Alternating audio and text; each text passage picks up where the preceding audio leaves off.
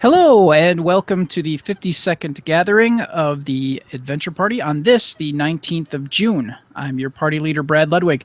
We ask that you peace tie your swords, holster your blasters, and make sure you have enough ink in your printer before you are gathered at the meeting table.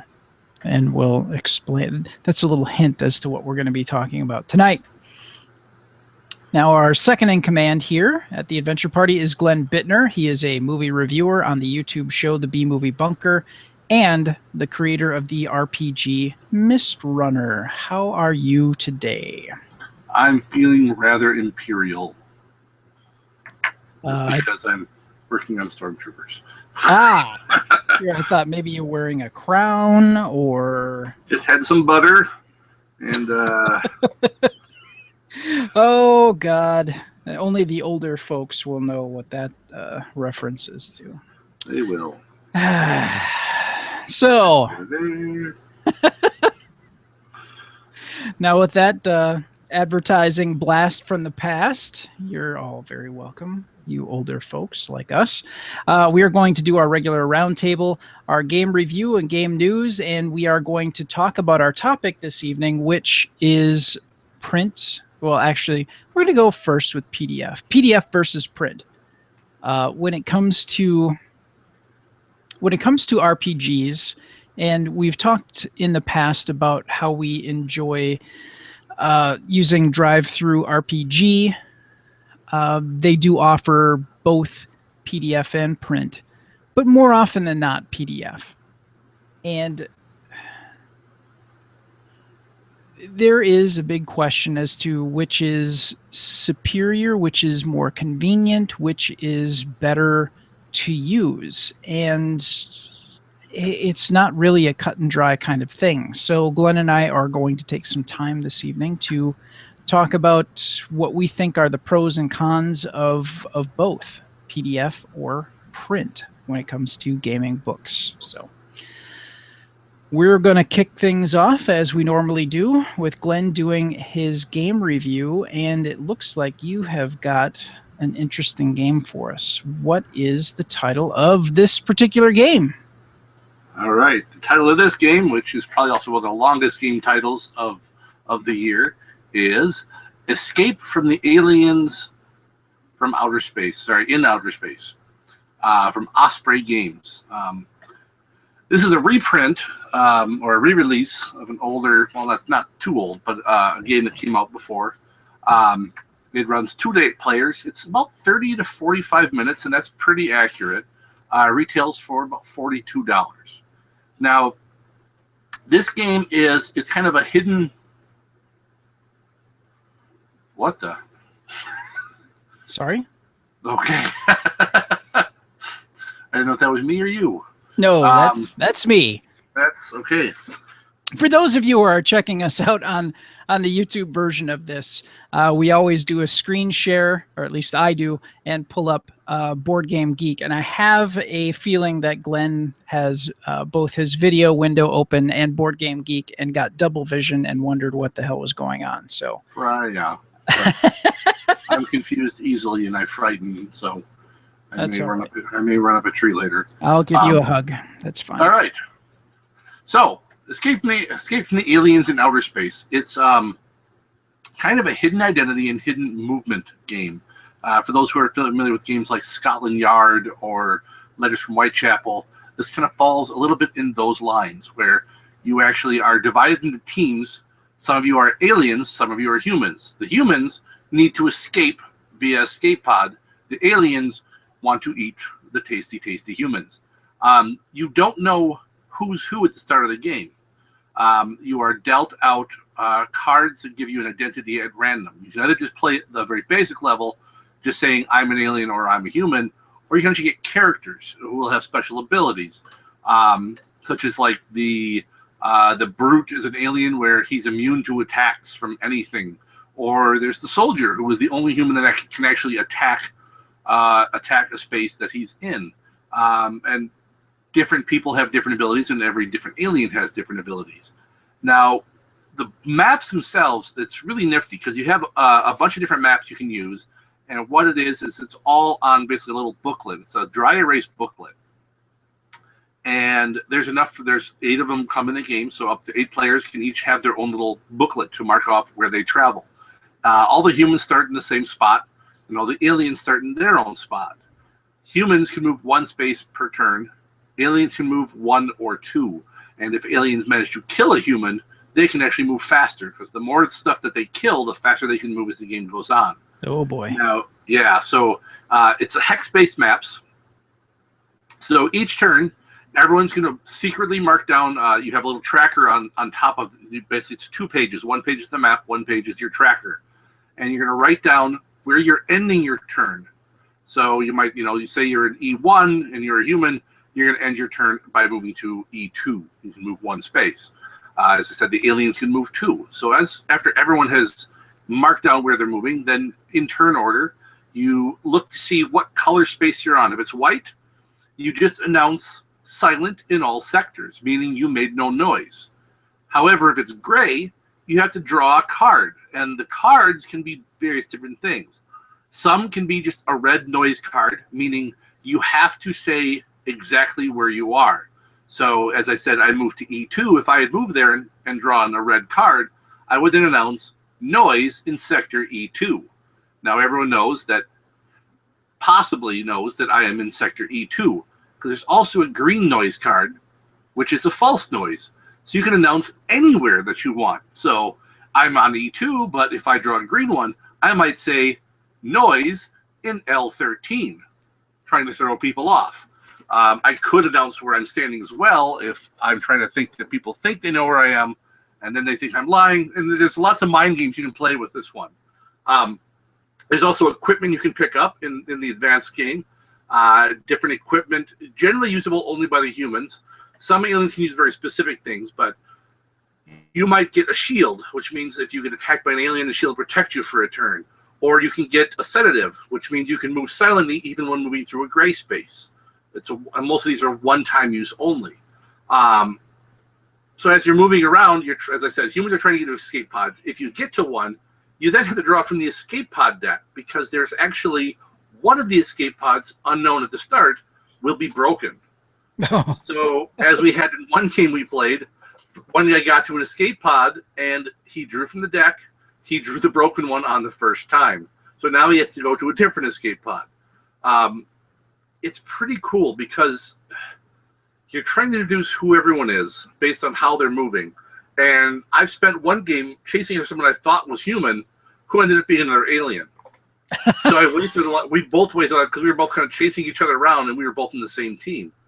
Now, the aliens, if you think you have ended your turn on a spot with a human, instead of drawing a card from the deck, you will announce, I am attacking, and then the sector. So if I was an alien and moved to E2, I would say, I'm attacking E2. Now, generally only aliens can attack. So by me announcing that, you're going to think, oh, he's an alien. Now, as I said, there's one human, the soldier, who can attack once during the game. So the soldier can also attack. If you attack a hex, you kill anything that's in it. So if I'm an alien and I attack E2, and there's another alien there, that other alien is dead. Oh, boy. If it's a human, they're also dead. But there's a difference. If I kill a human, they start over at the alien start space as an alien. If it's an alien, I have just eliminated one of my teammates from play.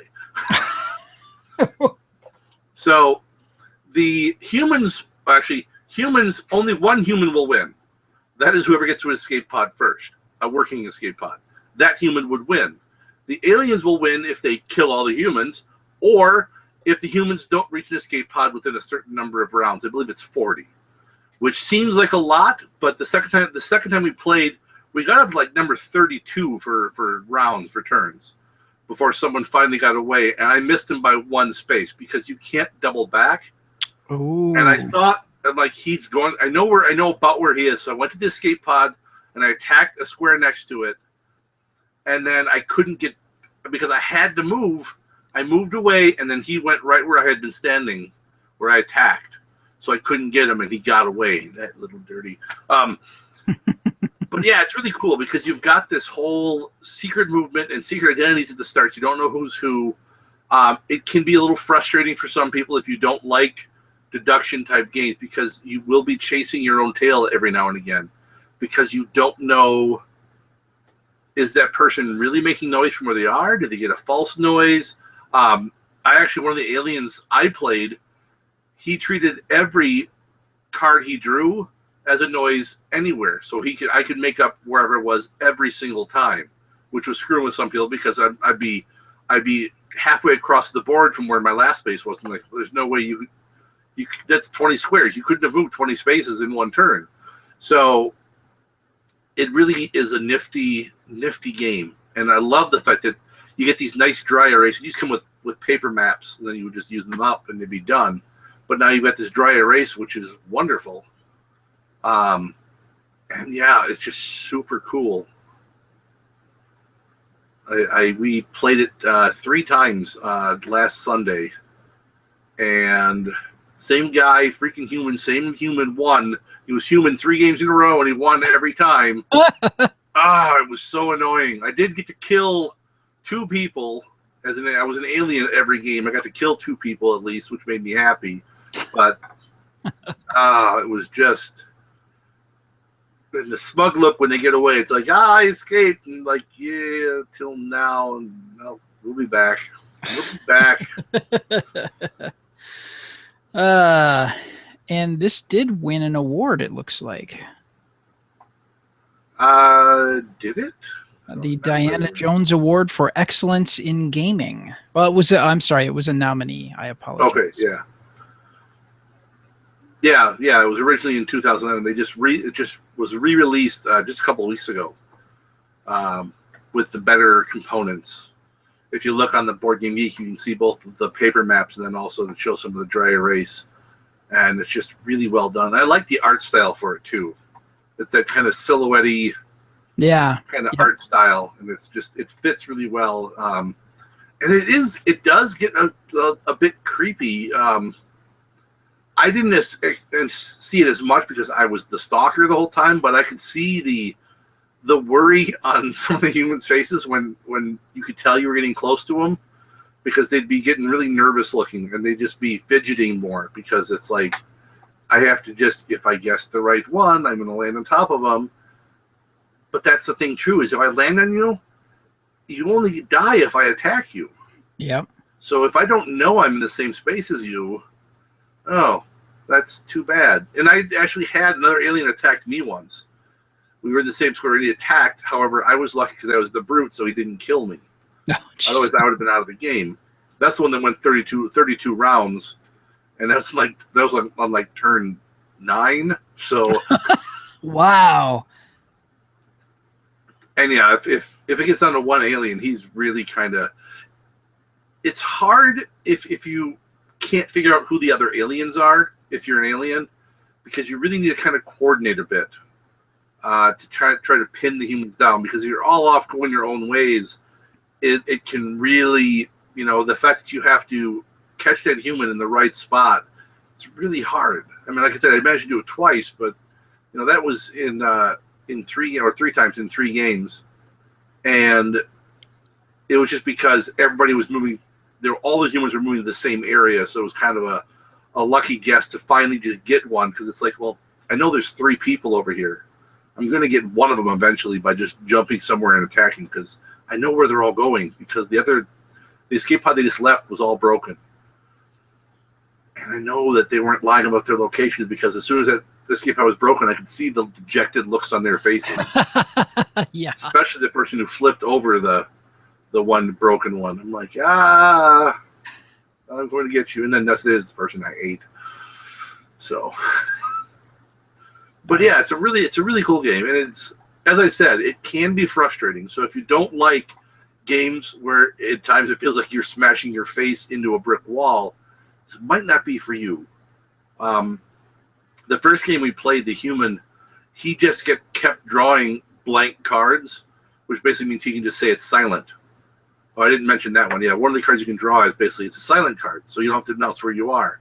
Or if you draw equipment, you don't announce where you are. And he just kept drawing equipment and silence, so he only gave his position away twice the whole game, because he kept drawing good cards, and it's like, oh, just tell me where you are once, even if it's a lie. I want to hear something other than I'm silent in all sectors, because it's like I want to eat you. I really, really want to eat you. But alas, it was not to be. it was not. So, oh well. No, it sounds like a very fun game. Like you mentioned, it's about 45 minutes at most. If you not your first time out, obviously, but I mean, we played it was the first time we played it was on Sunday, and we got in 3 games in 2 hours. Oh wow! So very nice. Okay, so that sounds like a pretty fast-paced, fun game to get everybody in. No, we didn't go up to 8. We had 4 and 6 total in the games we played. So okay, but sure. The 8th player really shouldn't add that much time, because you're all doing your moves at the same time, and then it's just simply drawing a card and saying something. So it should go pretty quick, because there's not a lot of thought that goes into it once you've moved, as long as you keep people moving at a good pace. You may have to, with some people, get a timer or something so they're not taking too long to figure out. Because it's a hex, man. So you can have a lot of options to move. Sure. Yep. More so if you're an alien who's eating somebody. Well, now I can move 1, 2, or 3 spaces. That's a lot of different hexes I could possibly go to depending on the map. Yep. If I'm debating every single one of them, it could take a while. So I don't know if I'd play this one with Randy. Ah, yes. Dr. Wolfmeyer. No, this sounds like a great game and this is what, 2 to 8 people? Yep. Okay. Yeah. I haven't done a 2-player yet. I'm thinking that's got to be kind of brutal as the alien. But 4 worked pretty good. 6 worked really good. Okay. Excellent. Well, thank you for that, Glenn. Yes. And for those of you who are watching us on YouTube, yes, I'm yawning a lot. I did a bunch of outdoor yard work, climbing on the house and sawing down some branches and whatnot. So, and we don't have air conditioning currently in the house. So it's taken its toll today. So if you're seeing me yawn a lot, it's not because I think Glenn is boring. It's I'm just pooped. All right, on to the news. And Glenn and I both play Fallout 4, and I have a Fallout 4 problem. So this really kind of piqued my interest because I've been on the fence with getting the season pass for Fallout 4, and this is definitely going to push me over on that. And here we go. E3 2016 Fallout 4 Nuka World DLC lets you play as a raider. This August, Bethesda will release its final Fallout 4 DLC, Nuka World, in which we will finally be allowed to become the actual bad guy. You will be able to lead lethal gangs of raiders into rival settlements, bending the Commonwealth to your will. It's not clear whether this means Bethesda is adding a new faction, though it certainly sounds like it. According to new details on the Nuka World Steam page, which lists a conflicting July release date, possibly referring to a beta, the abandoned theme park is controlled by raiders. The all-new region features an open wasteland and park zones, including the Safari Adventure, Dry Rock Gulch, Kitty Kingdom, and Galactic Zone. New quests, raiders, weapons, creatures, and more are expected. Now, before the Nuka World content, Bethesda will release 2 other pieces of Fallout 4 DLC. There's Contraptions, which allows players to build Rube Goldberg-esque machines, and Vault-Tec Workshop, which puts you in charge of a massive vault intended for experiments.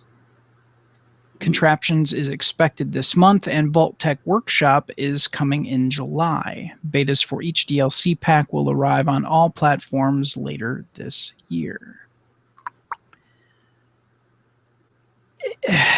I saw the video from the E3 announcement that they put out for this, and hang on. I'm going to fire up. There we go. And I'm going to do a screen share. And you're not going to. Yes, thank you for that ad. You're not going to be able to hear the audio. Oh, God, please.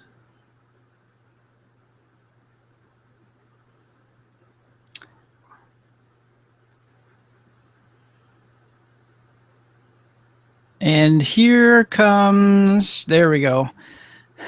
So there, and now I'm presenting to everybody. So if you're checking this out on YouTube, you'll be able to see this. Nuka World was a amusement park that existed before the bombs dropped. And the raiders have managed to kind of scrape this thing back together. And it is now an amusement park area that wastelanders can enjoy. And you can even, if you're checking out the image, you can see that there's I don't know if their mascot is named Nuki or what, but there's a huge bottle of Nuka-Cola with a big old smile on its face and big old Mickey Mouse hands on it. It's ridiculous, but there it is. And they're going to, I would think that, oh, sorry, I'm trying to get this to stop here. Okay, there we go.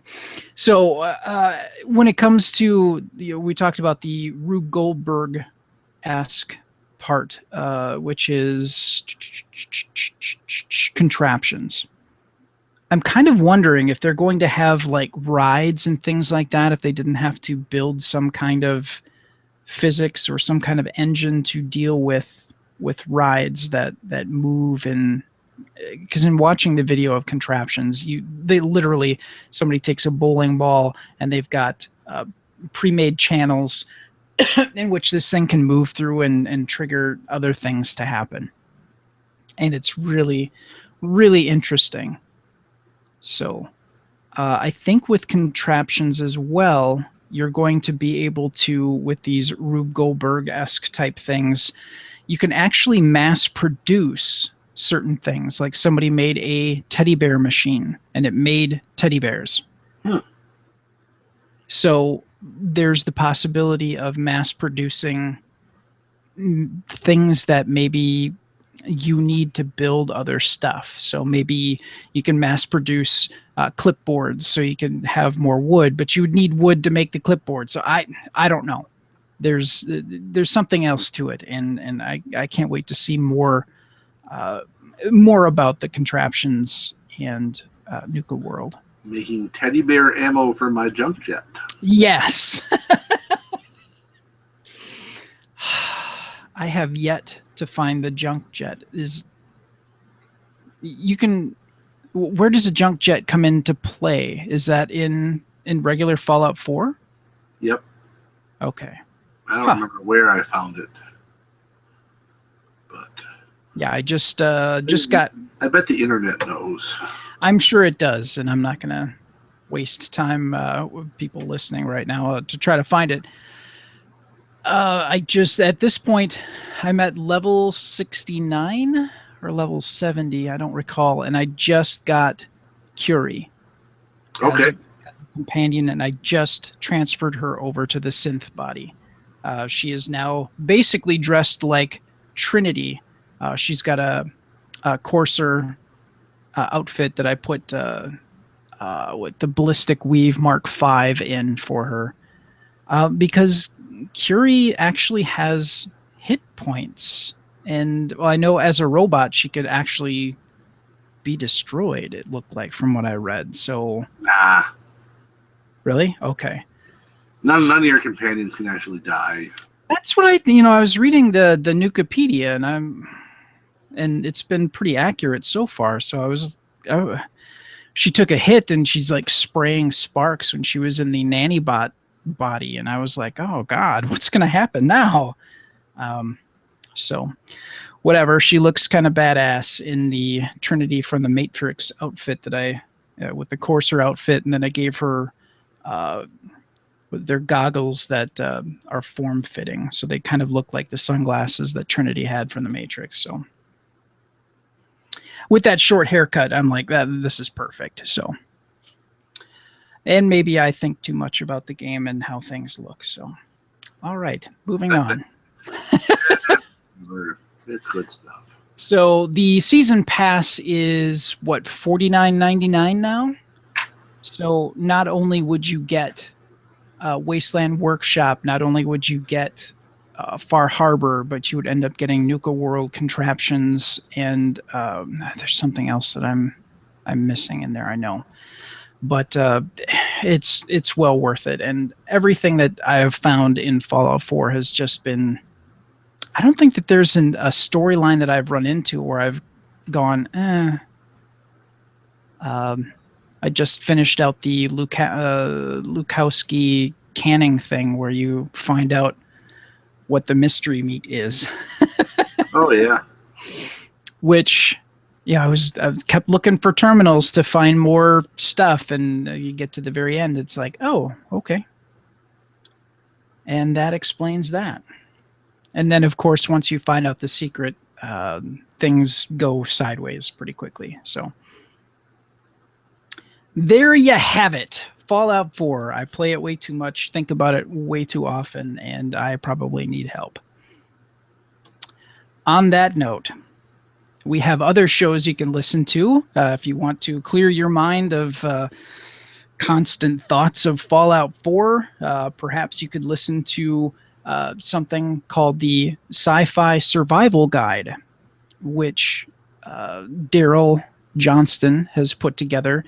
It is a monthly show that is around a half an hour, 45 minutes at most. And it's taking a science fiction end of the world scenario, and he actually creates he gives you the rundown for the first half of the show, and the last half he does basically radio theater and takes that particular scenario and gives you an insight as to how something like that might play out. And it's a wonderful show, and I highly recommend it. Whenever Daryl puts the show up at the beginning of the month, I am listening because he does a great job. So again, you can check out the Sci-Fi Survival Guide at gncasts.com. It's a monthly show that you should really, really be checking out. All right. Last week on the Kickstarter Spotlight, we talked about Massive Darkness. And that, would you give us a rundown on what Massive Darkness is? Massive Darkness is a dungeon crawl board game, cooperative, no game master. So you're all playing as heroes going through a massive dungeon, the Massive Darkness. They were looking for $200,000. It's Cool Mini or not, so of course they hit their target. Of course they exceeded it by currently being at $1.661 million with 17 days to go. Although I have heard people online talking about how, well, this one's really stalled out and it's not looking that great. I'm like, stop. It's $1.6 million, and you're like complaining because it's stalled out. It's got almost 13,000 backers. If that's stalling out, gosh, I hope when I put my next game up that it stalls out at 13,000 backers. Yeah, boo-hoo. Yeah, you can get on this for $120, which for all the stretch stuff that you're getting, there's so many figures you're gonna get. It's gonna break down to like less than $1 a figure. I mean, you just get so much stuff. I mean, at $120 you're getting 6, 18. I mean, you're getting a lot. You have all the stuff, the original one, plus the heroes, plus all these extra enemies that have been unlocked, including some really big ones. Like there's a Cockatrix, there's the Nightmare Thing, there's a Bloodseeker Minotaur, there's a Cliffbreaker, Cyclops, the Ogre Rockbreaker. The minis look great because it's Cool Mini or not. Just they've unlocked so many stretch goals. Let's see, and they have added a couple others since we were last on. Now you got Treasure Chest. The Nightmare Thing was a new one. The next level, which they're almost at, is Sarah the High Elf, which they have nothing else beyond that because apparently they also must think they've stalled out. They don't need something for the next $9,000. But yeah, it's going to be made, and they added a retailer level, which is great for those of you who run stores, where basically people can buy it through the store. Basically, the store gets copies, and the stores can sell it. The thing being is that the stores are not allowed. You're supposed to not sell it for more than nor less than $120. So you can't jack it up. Sure. You can't discount it down. You can't break it apart and sell off all the little extras as extra pieces, which I'm sure there's some people who will do, both retailers and non-retailers, who will take advantage of the fact that someone who didn't get in on this Kickstarter missed out, and they really want that Cyclops or that, Were Tiger, and I'm sure that stuff will be going online for buku bucks. So I would say get in on it if you can, because it looks really cool. Yeah, previous guest Rob Benton jumped on this, and we were talking about, and I think we talked about this on the show as well, that for the number of minis that you're getting, what it would break down to for cost is less than you would pay for Reaper's Bones series. Yeah. Even if you go in on a Kickstarter and you drop $100, the last Kickstarter that I saw, what you dropped the money for were less figures than this, and that was for $100. Yeah. And this isn't set to a particular size. Like I think we talked about how the Colossus is just stupidly huge. Mm-hmm. Or the Cyclops, sorry, not Colossus. So regardless, even if you don't play the game, even if you just want the miniatures and the miniatures are beautiful, $120 is nothing for this number of figures that you're getting. Yeah, no, it's definitely, I think, worth it. And like Glenn said, they were looking for 200,000. They're probably going to hit 2 mil by the time this is done. So this is definitely happening. I kind of have a feeling that the delivery date might get pushed back a little bit with all of the new figures that they have to deal with here that they've been adding in their stretch goals. But even so, it's going to be worth the wait. And it probably will, because Cool Mini generally doesn't release on time. But the quality of their miniatures are worth the wait. So. Yes, they are. All right. This week, we're going to talk about... This is a game that's based on a webcomic that my girlfriend absolutely loves. Nessa loves The Awkward Yeti. And a lot of the stories that I've read have dealt with, and basically it's a webcomic about organs, about human organs. Each of the organs are their own characters. There's the heart, there's the brain, there's the gallbladder, the liver, on and on. And each of the personalities that the organs have are based on his interpretation of how he thinks that organ would be if it were a person. So the webcomic is kind of a big deal. And looking at how this is playing out, Organ Attack, a card game by The Awkward Yeti, as of right now, with 13 days to go, their goal is $12,000. Right now, they're at 355,716. So, this is going to happen. Just barely. Yeah. Now, the base pledge to get on this is $16, and that's the budget pack. And, this is basically... you get 2 card decks and a digital download of the rule books, so it's streamlined and it's the bare bones that you need. If you do $30, you get the Medic Pack Basic. That's 1 game and 1 ID badge reels of choice, selection based on availability from the Awkward Yeti store. I'm not sure what the ID badge is, and I didn't really... Where? Oh, where? Yeah, I don't see the ID badge on here for some reason. Now I feel bad. Anyways. Moving on. It doesn't... Okay, for 107, this is kind of cool. I will Skype you for 30 seconds, not saying a single word the whole time. You'll get a signed copy of the game and a limited edition mini print.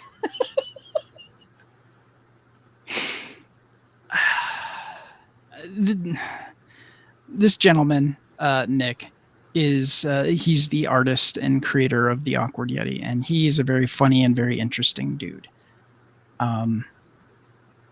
If you pledge at the, and this is the top, that one's gone. If you pledge at the $500 level, you get a party pack, which is 5 signed copies of the game, 5 signed limited edition Organ Attack mini prints, 5 t-shirts from the Awkward Yeti store. I'm sorry, the awkwardstore.com. So yes, he offers merchandise based on his comic as well. So now these are going to be released based, depending on which one you get, either October of this year or November of this year for the delivery. So he's pretty much got everything ready to go. It just needs to go to the printer and get shipped out. So we've been talking about what this is all about on the back end, but what's the game about? Gameplay. There we go. The object, we talked about the object of the game. In addition to affliction cards like pancreatitis, which can be played on either gallbladder or pancreas, the game has instant defensive cards and lots of crazy tactical moves that shake things up. What you end up with is a pretty fast-paced, very fun, and often intense gameplay that's suitable for all levels of players. So you've got things that you got arrhythmia, which you can play on somebody's heart, or hot coffee, which you can dump on somebody's tongue, or thyroiditis, which obviously attacks the thyroid. There are immunity boosts, so you can block other people's attempts to destroy your organs. So basically, it's just head-to-head. You're going against somebody, and you're trying to destroy other people's organs, and the last person with organs wins. So there you go.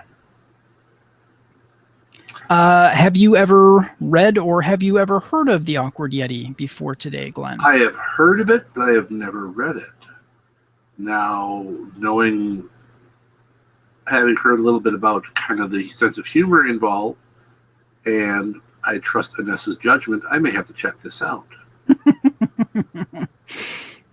And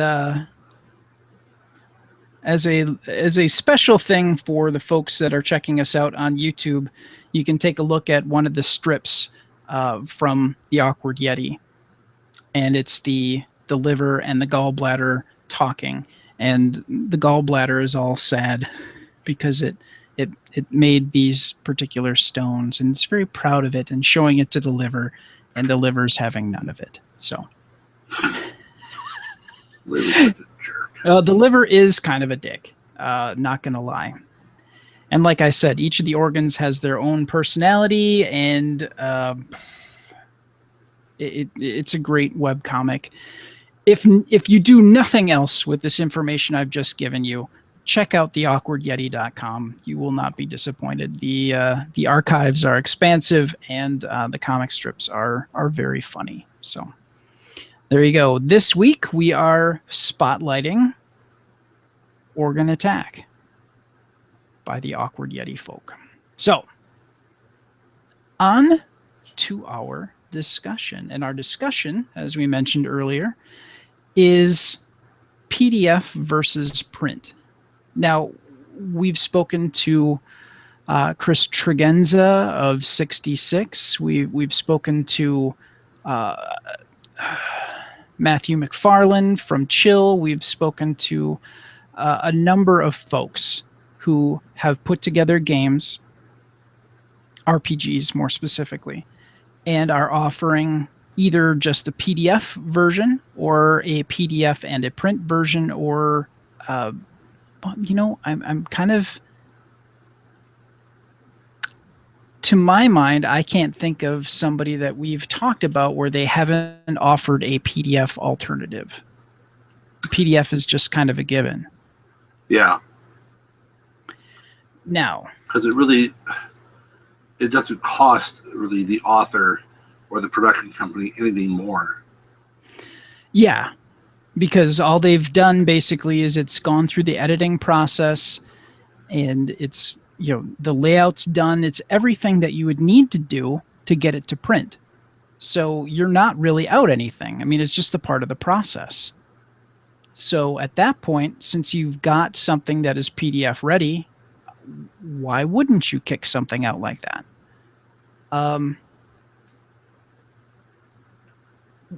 The pros and cons of doing the PDF, to me,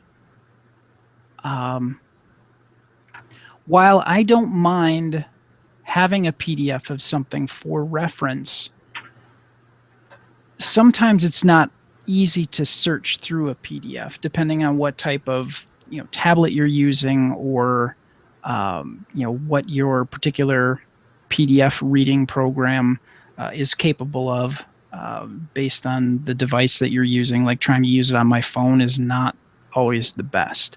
So I was trying to do Pathfinder, and I was trying to find a spell because I couldn't find my book, and it took forever to try to find it. So are you giving up searchability for portability? That's kind of my first question, and I pose that to you. I think only in a way. I mean, it depends on. I mean, yes, it is. If you're going to, like, to say, a big convention, and you want to take like a whole bunch of game books with you, it's obviously much easier to do that when you can just load them on a tablet or a laptop and take that with you, as opposed to having to carry around 15 different books or more if you're running like lots of source books and whatnot. Just bring a rolling suitcase with you. Which, I mean, I remember those days when you'd have those people at Gen Con. There's still some who do that. You have some people who just will not. I played with a group of guys where the guy who ran the games, he did not allow any electronic devices at his table, which meant you could not use a PDF of anything during gameplay because you can't look it up. If you're serious about the game, you should have the book. Otherwise, you're not serious about the game. That was his big thing. And I see the PDF more as a supplement to the physical book than it is a replacement. And I know there are people who view that differently, and they just prefer the PDF because they like to have their entire game library. But I'm, I guess one of those people where I like the feel of a physical book in my hands. Is part of it. I just like that. It doesn't mean I don't use PDFs.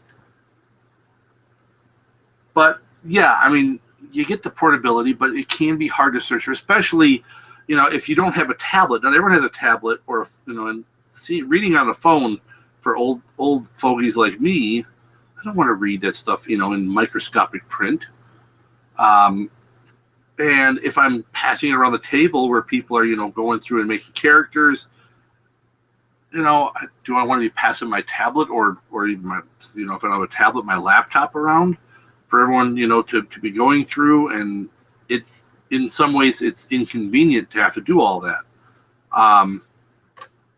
So I think the searchability, I mean, even though, I can just do I can just, go to this page and just, say, page, go to the index and zap, it takes me there. But when trying to let multiple use it, I think physical book is better. And this is my, personal opinion. I'm sure there's some people who prefer just, hey, bring your smartphone or your tablet and I'll just get you a copy of the PDF, which I do not condone if you didn't buy multiple copies of just giving all your friends a copy of the thing to use. Yeah. I don't condone that. Because people, if you're, in that way, I kind of see where that one game master was, if you're serious about the game, you get the book. Obviously, if you're first time playing, I can, that's when you get to use mine. I'm the one running it. I'm trying to get you interested in it. Use mine. But I don't know. It's convenient to a degree, but I like being able to have that book, and I think the book too is easier if I'm trying to show someone else something. It's easier to show them on a physical book than it is, and say, "Oh, come here, look at the screen here." We're not going to just plop the book open and say, "Right here, this is what you want. Here's your chart for, all of your stuff. This is here, so you can see here if you have an 18 strength, you get this bonus. You get this bonus for these things. These are all your perks, or whatever your powers for, because you're a wizard, so you can do this every day, and you can do this." And I don't know. And it may be just that I'm old. And I fear change and. No, see, I'm not sure I could be a good judge because I'm kind of in the same boat. Like when I got the PDF version, I talked about this in the past, when I got the PDF version of the White Wolf 20th edition, 20th anniversary edition of Hunters Hunted, I had to print it out. And I did. And it ended up costing probably a little bit more than had I gotten a print copy. But now I've got a PDF version and a print copy. The jury's still out as to whether that was a stupid move on my part. But excuse me.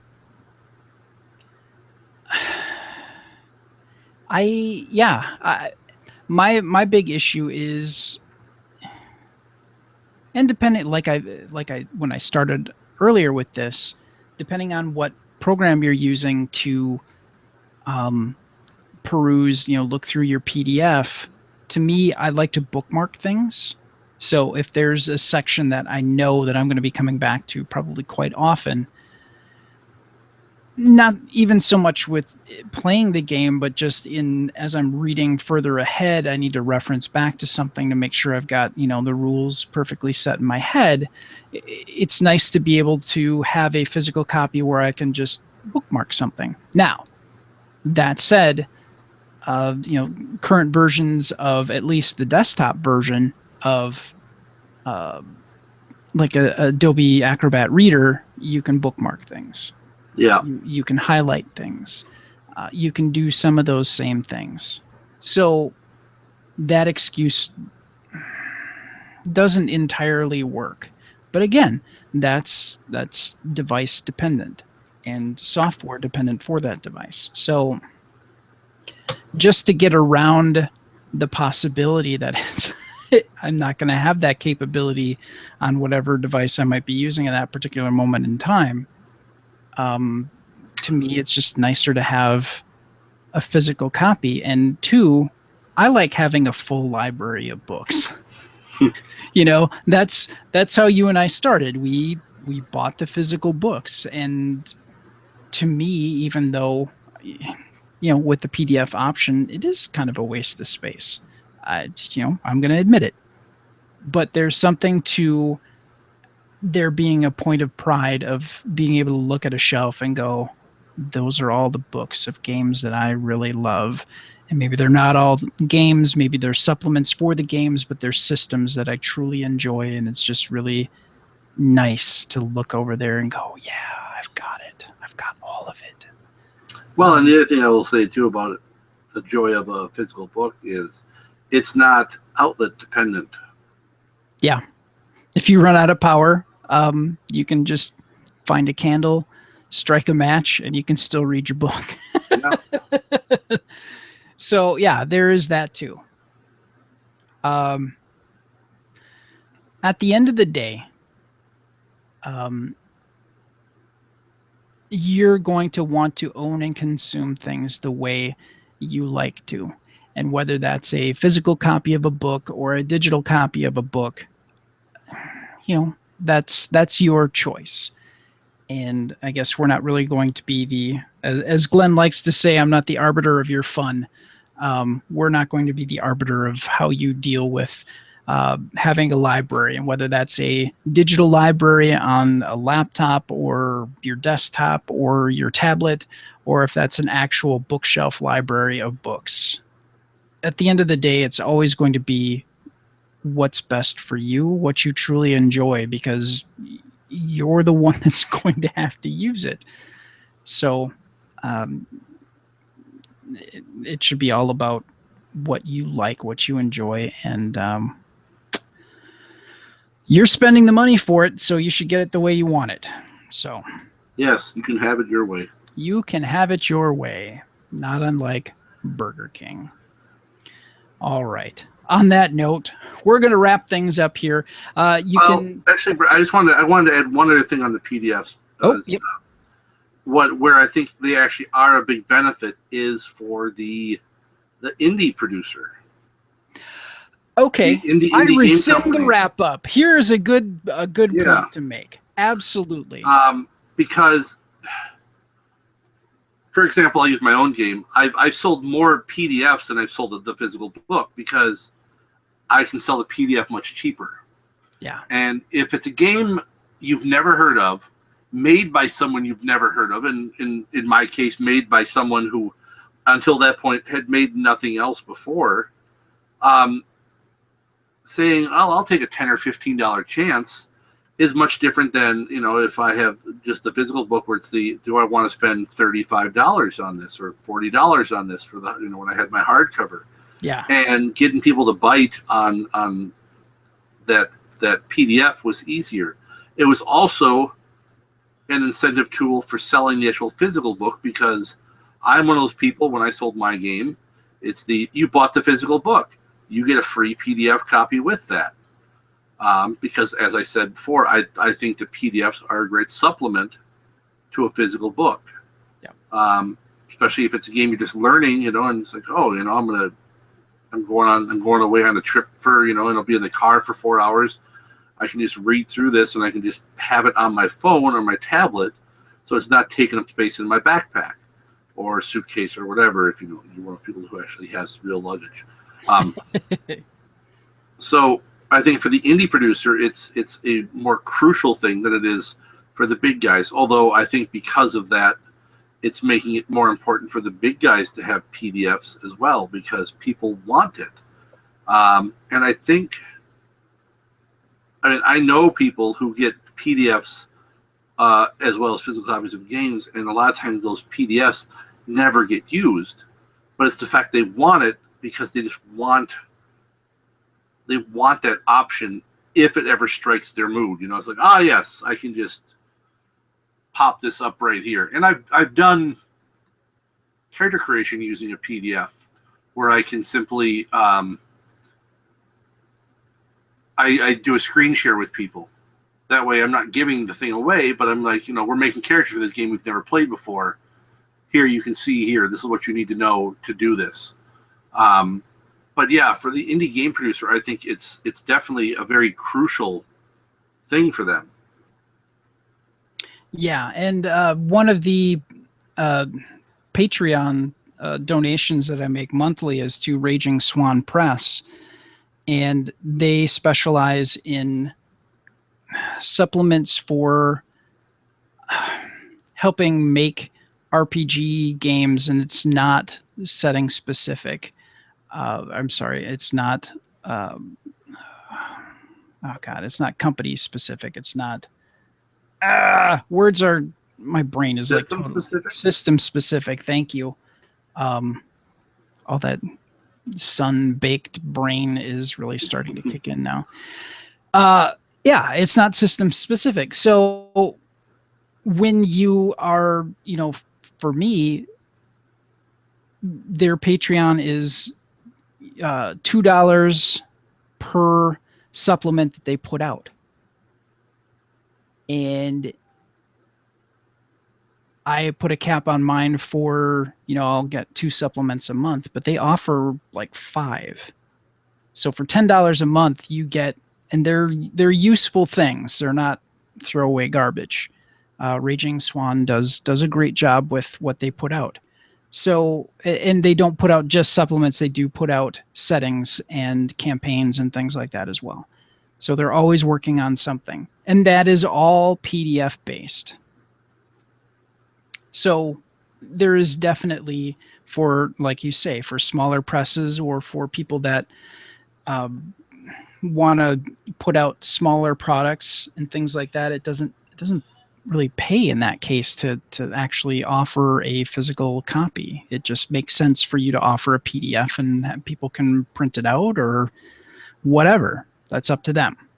So it makes perfect sense for things like that, for small press, for people trying to get in on the ground floor and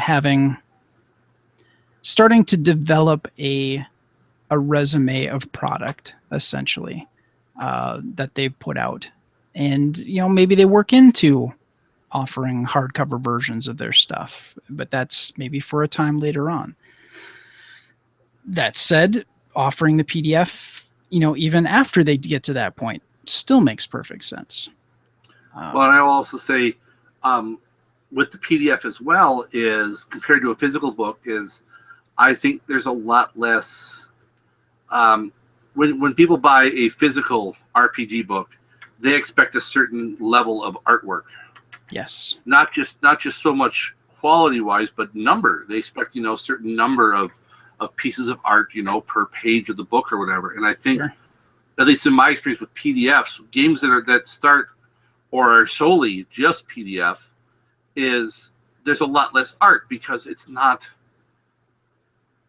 You're not going as much for the aesthetic of how it looks as you will with a book. It's more, the PDF is meant to be more just functional. And I mean, with Mistrunner, I mean, the PDF is just an exact copy of the book. So all the art that's in the book is on the PDF. But I've thought of doing supplements that, would just be more, I guess, for lack of a better term, blocks of text with only a few images, because I have to tell, I mean, art is expensive. Yeah. And I mean, I have some art in Mistrunner that was free, done by friends who played the game. But for the most part, I paid most of my artists. I didn't pay them a lot because they understood the kind of budget I was working on, but I paid them for their artwork because that's what you do. You pay people for their work. Yeah. But yeah, this makes it a little more tenable for the independent producers that, okay, I can afford this because I'm putting up no money to be printed. And yes, there's print on demand and stuff like that. But if you're gonna have physical book, if you go to cons and stuff like that, you got to print those out. Mm-hmm. And I mean, I would always take, I would take about 6 to 10 copies with me to a con if I was running the game. But then I would take like 2 or 3 dozen of the PDF, and I'd maybe sell 3 on a good con. I'd sell like 6 copies of the book, but I'd sell like a dozen copies of the PDF, not counting the ones that I gave away with the people who got the book, because it was that easier sell. It's that, hey, I'll $10, I'll try out a game for $10. I mean, if nothing else, it might be just a fun read, or I might get information, something I can scavenge for some other game that I play. No, exactly. Exactly. But that's all I have to say about that. No, I think we've covered this very well. So, yeah. The debate rages on, but essentially it boils down to however you want to consume it. Like I said before, you're paying for it. You should be able to make that choice of how you own it, how you consume it, how you keep it. That should be your choice. So, and I don't see PDFs replacing books anytime soon. No, completely. No, I mean, I think there'll be some things you will see that will be exclusively for PDF. And I think more of that's going to be the small press, but I don't see like Pathfinder or D&D or Shadowrun or Star Wars anytime going to a strictly PDF format. They're gonna keep doing the book because, well, one, they got it in their budgets. Yep. Also, it's just they sell. I mean, my store still sells players' handbooks and Dungeon Master's guides at a really, really good pace, even with it having been out for over a year now. Or is it almost 2 years? 2 years. And still sells at a great clip. Better than anything of any previous edition ever did. Better than Pathfinder or Star Wars ever sold for us. So books aren't going anywhere anytime soon. True that. All right, now we're going to wrap things up. And you can keep on top of what Adventure Party is up to by following Galactic Netcasts on Twitter, by liking our Facebook page, or subscribing to our YouTube channel. We also have accounts on some other social media platforms as well. Just search for, excuse me, sorry about that.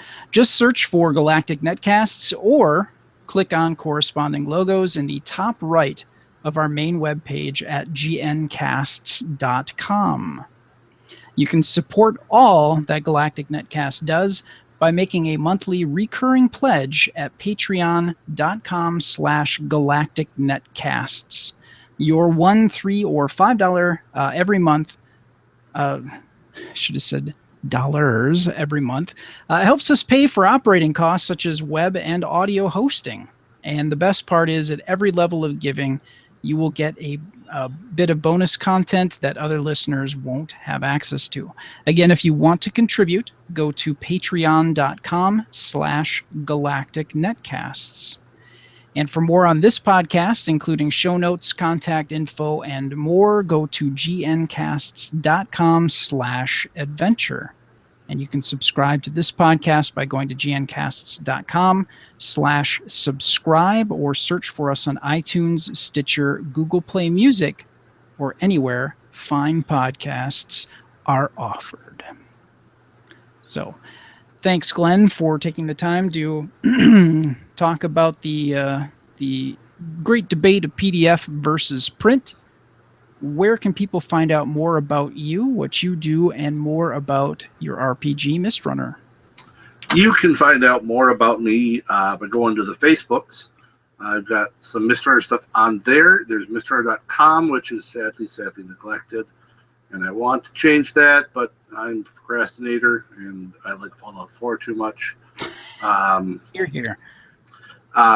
Also, you can find some of my other stuff on YouTube with the B-Movie Bunker, with Guy in a Bunker Productions, along with my short films. And some of the other podcasts I'm on, like Astro Radio Z and The Spoiler Room. And you can find those at Special Mark Productions, or just do a search for The Spoiler Room or Astro Radio Z on Facebook. And yeah, or just follow me on Twitter. That's the best way to find out what I'm doing. Just at Guy in a Bunker. Yes, and you are very active on the tweeters, so there you go. Thanks Jesus Christ. I need to go to bed now. Thank you so much for joining us at the Adventure Party. May your characters never die and your adventures always be epic. Thank you and good night.